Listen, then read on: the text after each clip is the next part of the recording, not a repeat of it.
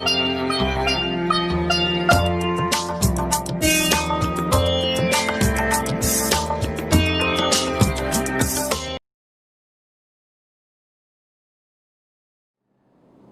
बहुत ही प्रिय और बेहद सम्मानित साथियों, हृदय की गहराइयों से अभिनंदन, बहुत बहुत हार्दिक स्वागत।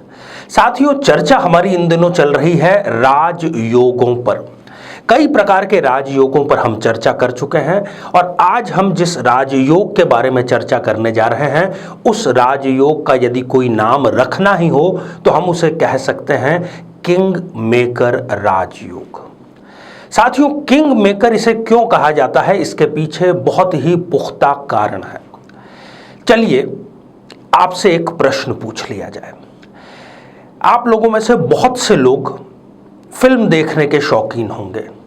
कई लोगों को यह गलत फहमी भी हो जाती होगी कि जो उनका पसंदीदा नायक है या जो पसंदीदा नायिका है, क्योंकि 2 से ढाई घंटे की फिल्म में उनको पर्दे पर केवल मुख्य रूप से वो ही किरदार नजर आते हैं और उनको ऐसी गलतफहमी हो सकती है कि इस फिल्म के बनने में, हिट होने में, सफल होने में इनका ही सबसे बड़ा योगदान है, जबकि ये सच्चाई नहीं है।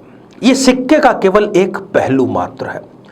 उस फिल्म के बनने से लेकर के उसके रिलीज होने तक उसका जो सबसे बड़ा नायक होता है वो होता है उस फिल्म का डायरेक्टर या उस फिल्म का निर्देशक, जो कहीं पर भी पर्दे पर नजर नहीं आता, केवल मात्र एक बार उसका कहीं पर नाम आ जाता है।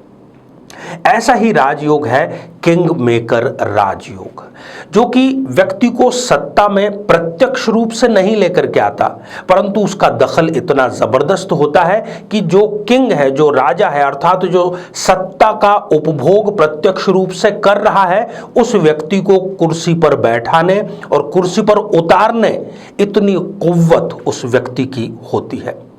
तो साथियों, आप भी अपनी जन्म पत्रिका निकाल करके इसका विश्लेषण कर सकते हैं कि क्या इस प्रकार का राजयोग आपकी जन्म पत्रिका में भी संपन्न हो रहा है या नहीं।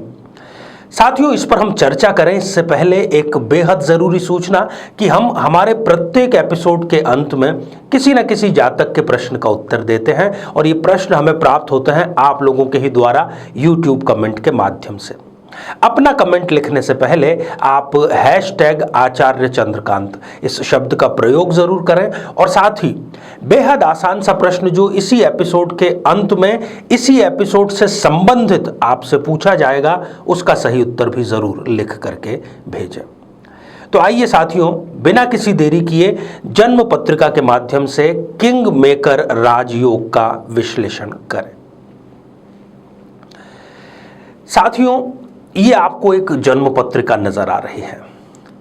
इस जन्म पत्रिका के केंद्र भाव भी आपको नजर आ रहे हैं, पर इन केंद्र में से 3 भाव कौन कौन से?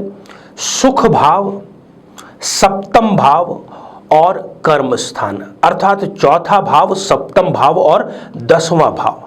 यदि जन्म पत्रिका के जो 7 मुख्य ग्रह हैं वो यदि इन तीनों ही स्थानों पर, तीनों ही भावों में हो, राहु और केतु के छोड़कर, उनकी बात नहीं कर रहा हूं, दूसरे जो 7 ग्रह हैं, मुख्य ग्रह, वो यदि इन तीनों में हैं, बाहर एक भी नहीं है, तो ये निर्माण करते हैं किंग मेकर राजयोग का। साथियों, ऐसा जो व्यक्ति है वो संगठन में या सत्ता में भले ही सीधे दखल ना हो सकता है कई बार वो संगठन में सीधा दखल दे, परंतु सत्ता में उसका सीधा दखल नहीं होता है। ऐसे हजारों उदाहरण हमारे पास में है। कुछ अपरिहार्य कारणों से आज हम किसी व्यक्ति विशेष का यहाँ पर नाम नहीं लेना चाहते हैं, परंतु समझदार व्यक्ति के लिए इशारा काफी होता है। और इस प्रकार के राजयोग की यदि क्लासिकल हमें कहीं से रेफरेंस लेना ही है तो होरा रत्नम नाम का जो ज्योतिष का बहुत बड़ा ग्रंथ है, उसमें भी स्पष्ट रूप से इस योग का उल्लेख आता है।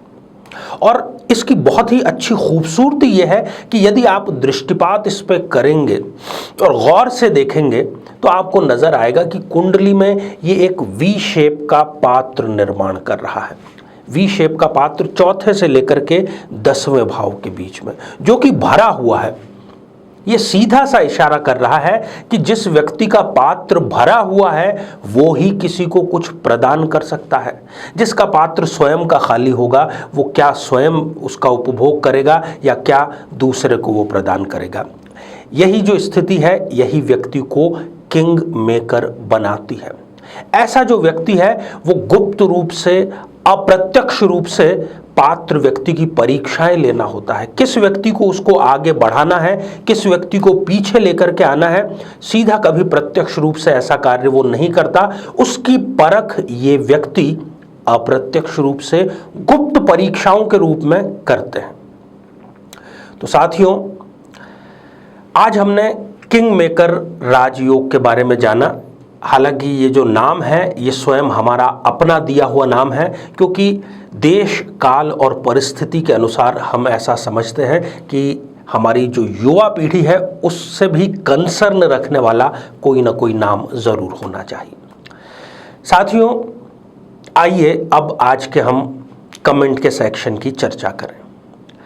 आज हमने कमेंट शामिल किया है सुमन रानी जी का, जो कि उन्होंने लिखा है रांची, झारखंड से। सुमन जी, आपने पूछा है कि आपका स्वयं का अपना घर कब होगा। बहुत जल्दी आपको खुशखबरी मिलने वाली है, क्योंकि जनवरी 2021 के बाद, क्योंकि जनवरी 2021 तक तो आपको चल रही है सुखेश में षष्ठेश की दशा। षष्ठेश की दशा ने आपको बहुत परेशान किया, बहुत प्रताड़ित किया, बहुत संघर्ष आपको करना पड़ा, परंतु ये जैसे ही समाप्त होगी आपके लिए ये अपने घर की खुशखबरी लेकर के जरूर आएगी। आपको चाहिए कि आप दशरथ कृत शनि स्तोत्र का पाठ शनिवार से प्रारंभ करके प्रत्येक संध्या काल नियमित रूप से जरूर करें। तो साथियों, अब आज का बेहद ही आसान सा प्रश्न पूछ लिया जाए। आज हमने कुंडली विश्लेषण के दौरान किन 3 भावों में सभी 7 ग्रह होने की चर्चा की। उन 3 भावों के नाम आपको लिख करके भेजने हैं। साथियों, आप सभी स्वस्थ, समृद्ध और शांतिपूर्वक जीवन व्यतीत करें। नमस्कार।